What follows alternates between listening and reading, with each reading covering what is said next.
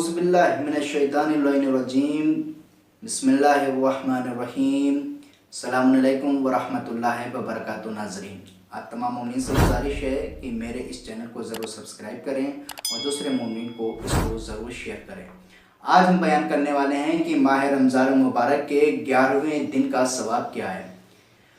حضرت رسول خدا صلی اللہ علیہ وآلہ وسلم ارشاد فرماتے ہیں، آپ نے فرمایا کہ خداوند عالم 11ویں دن تمہارے لیے 4 حج اور عمرہ کی ہر حج انبیاء میں سے کسی نبی اور ہر عمرہ صدیق اور شہید میں سے کسی ایک کے ساتھ انجام دیا ہو، جیسے کہ آپ نے انجام دیا ہو، خداوند عالم اس کو آپ کو ثواب عطا کرے گا۔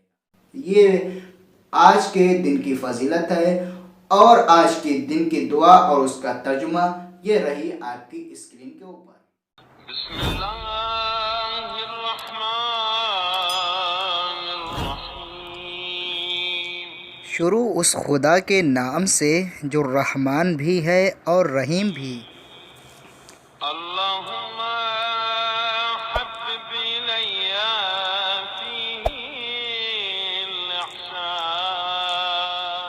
خدایا آج کے دن میرے لیے نیکیوں کو محبوب بنا دے۔ وکرہ الی فیہ الفسوق والعصیان۔ اور فسق و فجور اور معصیت کو ناپسندیدہ بنا دے۔ وحرم علی فیہ السخط والنیران۔ اور میرے اوپر اپنی ناراضگی اور جہنم کو حرام کر دے۔ بعونک یا غیاث المستغیثین۔